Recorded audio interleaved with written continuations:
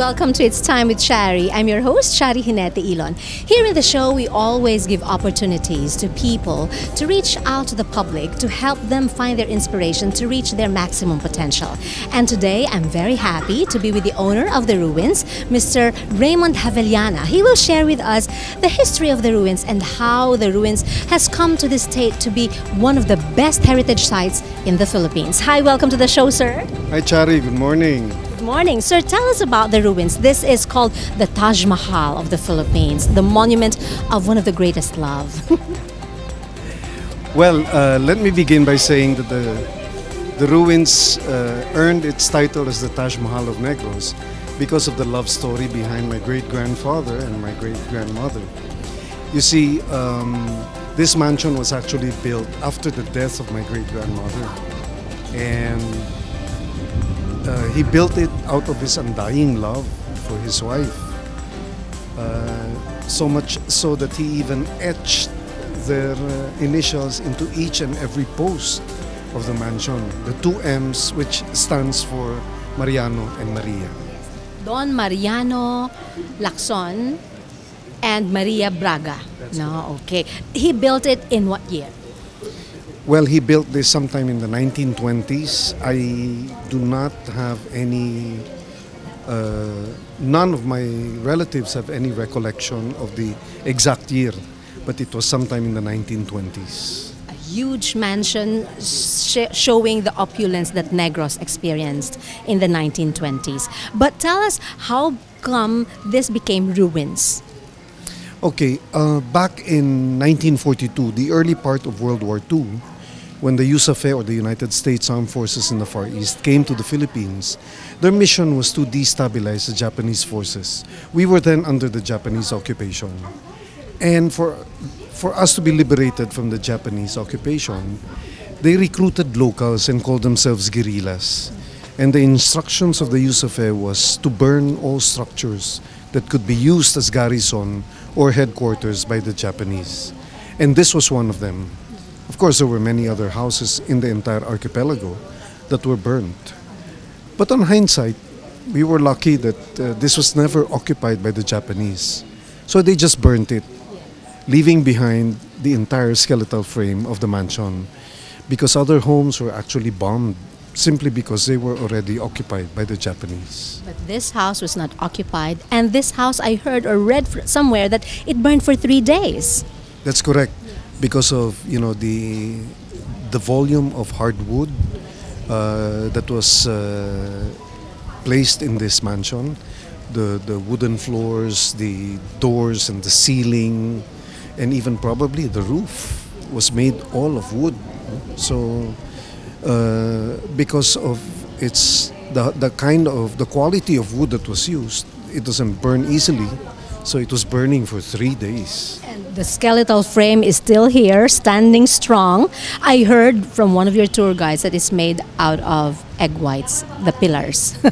Well, actually, it was only the finishing, where the egg whites was mixed with concrete, leaving behind a marble-like finish. That's why, no, very smooth ang finish. Okay, so when did you reopen? Well, reopen would probably be a misnomer, no?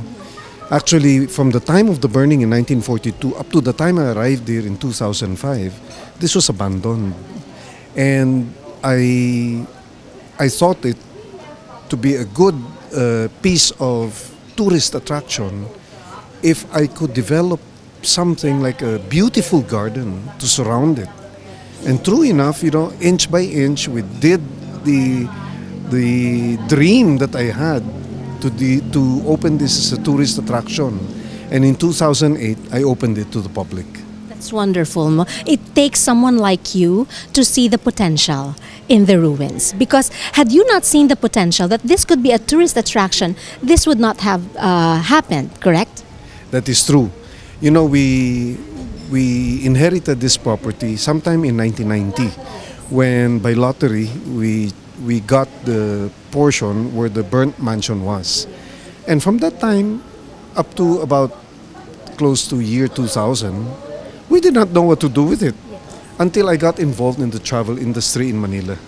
I had my own travel agency, and in my travels to Europe, me and my wife, together with our clients, there we have seen how a pile of rocks or even just a few pillars standing can still draw a crowd simply because of the story it left behind. And this one, not just about the story, the structure is also very beautiful. That's why it has drawn so many people to the ruins. That is correct, because unlike many other homes here in the Philippines, where mostly are Spanish inspired, this one is of Italianate in architecture, very European. So it's kind of different, so to speak.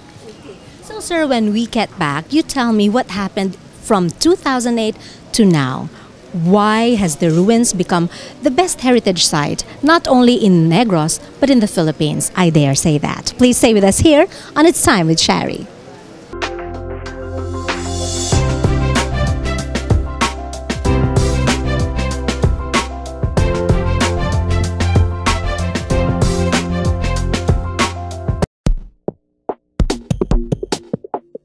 Helping the kids out of their coats, the way the babies haven't been born.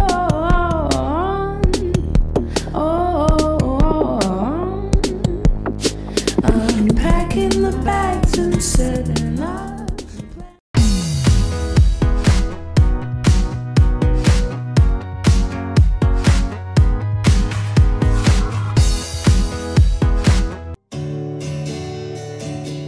Since 1960, Talisay Credit and Finance Corporation, trusted for fast and personalized service. Chattel Mortgage, real estate loan, pension loan, and businessman's credit line. No processing fee, no hidden charges. Talisay Credit and Finance Corporation.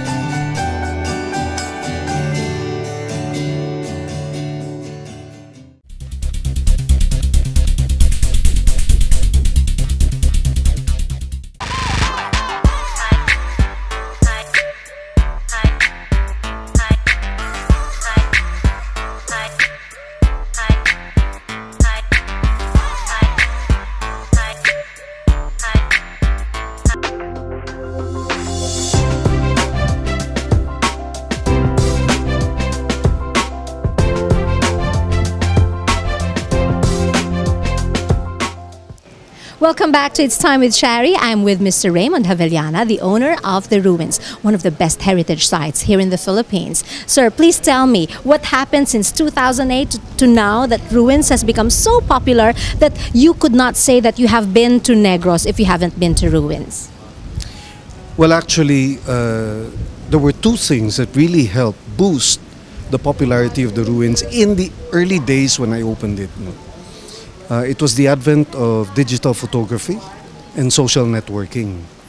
Now, with these two,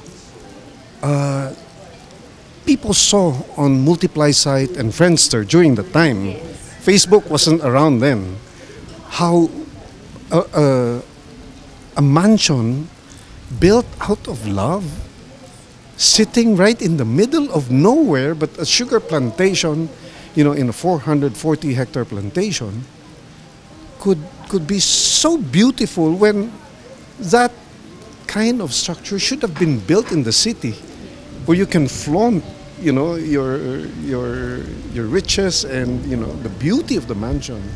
But it was built in the middle of his farm, that hardly anybody knew that it existed, simply because even up to this day, farms are still kept private.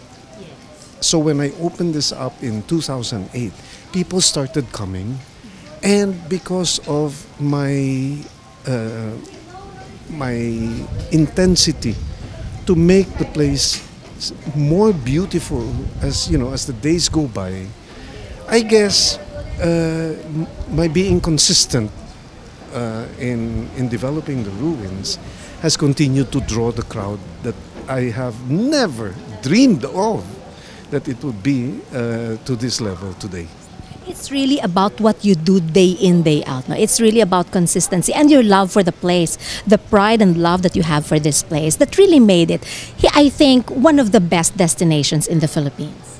Yes, my wife even had a funny anecdote. She said, well, you know, this is the ruins is like his kabit or his second wife. But really, all of this started as a dream. And then when I started working on the grounds of the mansion, it became a passion. Well, I always say today it's already an obsession. It is an obsession, a highly successful obsession, a popular obsession, I might say, no? Sir, okay, so now, well, you must know, ladies and gentlemen, that The Ruins has been starring in so many movies, so many teleseries. It is so popular. You're open to that already. Oh yes, you know, the first film that was filmed here before The Ruins was developed was The Unfaithful Wife. The Unfaithful Wife, okay. Just befitting when your wife said, "Do second wife mo ni." Okay, and it has been in teleseries of ABS-CBN, di ba? That's right. I think that was the film of Coco Martin and Kim Chu. Yeah, and then after that there was another film that was a short portion of the film was shot here. This time by They Will Kill Me if I Forget their names, it's okay. What's important is they find this place so beautiful and fitting for the plot of their movies, no? And I would like to also commend you on how you have kept the lawn here, no? Such a huge lawn, so beautiful, and people would always want to have their photographs here. Well, simply because I learned from my mother, who was a jeweler. I mean, she was in the jewelry business. When she told me before, no matter how beautiful a stone is, if it is set wrongly or if the setting is ugly, the stone will not shine. So I considered the ruins or the mansion as the stone or the gem itself. And if the surrounding is not beautiful, then what good will the gem do? You know, it will not exude that kind of beauty that it should. That's wonderful. I learned a lot. Okay, sir, now you're offering not just for people to come here, visit the site and do their picture taking. They can also have parties here. They can have dates and watch for the sunset. Oh yes, of course. And of course, not to mention, we are moving to the direction of developing it as a weddings destination. So quite a number of weddings have been booked here already, and 60%, I would say, are people from outside of the island, yeah, having their weddings here. And you also have this as a place for parties, etc. No, and then of course you have restaurants here. Yes, we do have an in-house restaurant. We do have a little snack bars there selling. Oh, by the way, one of the best-selling items here is the freshly squeezed sugarcane juice that comes as a novelty to many tourists who come here. Sir, I could not dare forget that you have also made one personality really famous for being a very good tour guide for the ruins, and that's Roger. That's correct. How did you inspire him? He was actually our houseboy before, until I moved him here as a toilet cleaner. Until I saw the potential in him, I developed him as a tour guide, and eventually a film clip that was taken by one of the tourists here and was posted on Facebook became viral, and he was then coined as the funny tour guide of the ruins. And he is really funny, as in, you know, people enjoy the tour, and people would even say, "My God, if you were only our history teacher, we would have gotten 100% in class." It's going to be very interesting, no? The way he shares the story of the ruins is really so interesting and funny, of course, no? And I think one also of the keys to success of the ruins is you really have good tour guides, no? Yes. By the way, modesty aside, I was the first tour guide of the ruins. And during the time, of course, there were not too many people coming here, but I would do tours maybe 20 times a day. Every time a guest comes in, I would do the tour again and again. And finally, I said, no, this cannot go on like this. I have to train people to help me out. And yes, I have trained 3 or 4 tour guides. And they now do the tour guiding. And they also take very nice pictures. Yes. So many things to do here at the Ruins, no? Sir, the Ruins is a contender to be the best destination in the subcategory of Best Heritage Site of Choose Philippines Awards hosted by ABS-CBN, diba? So my congratulations to you. Why do you think the Ruins was chosen? Well, as what I said, we have been consistent. We have put not only the Ruins, but Negros in the tourist map. And even outside of the Philippines, the Ruins has already gained popularity. And hopefully, with this added accolade, if we win, this would really boost not only our country, not only our province, but our tourism here in the Philippines. People would start flocking and coming to the Philippines and Negros, for that matter. So I hope we get that award. I truly hope so too. This is one of the things that we could truly be proud of here in Negros Occidental, and not just in Negros, also of the Philippines, because of the great love story behind the Ruins, and of course the development that Mr. Raymund Javellana and his family has made for this place. So sir, your message to our televiewers, and perhaps your advice to those who would want to develop something like this, not something like something from the past that they could still use of and be proud of. Well, it is very sad that so many structures, especially in Manila, were torn down and erased from the face of the earth.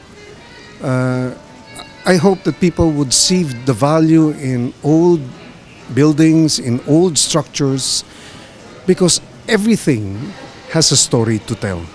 And I hope we leave something as our legacy to the future generations, that this is our culture. You know, our forefathers built it. And let's take care of it, because may kasabihan, ang sino hindi marunong lumingon sa pinanggalingan, hindi makakarating sa paroroonan. So take care of the old. Don't kill us. Thank you. Thank you very much, sir. Thank you so much, Mr. Raymund Javellana. Yes, they say cherish the past, accept today, and embrace the future, but always take care of the old.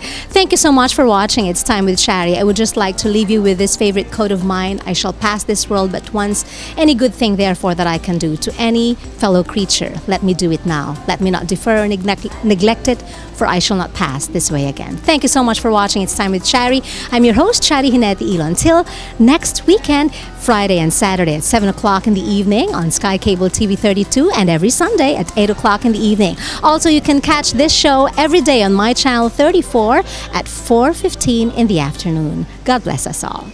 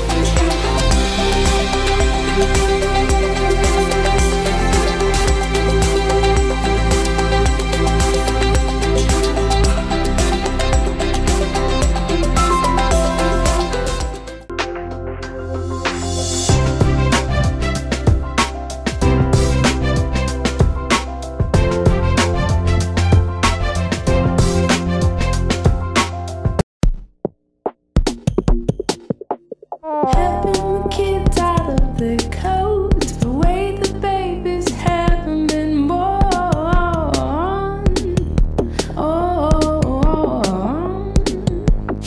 Unpacking the bags and setting up.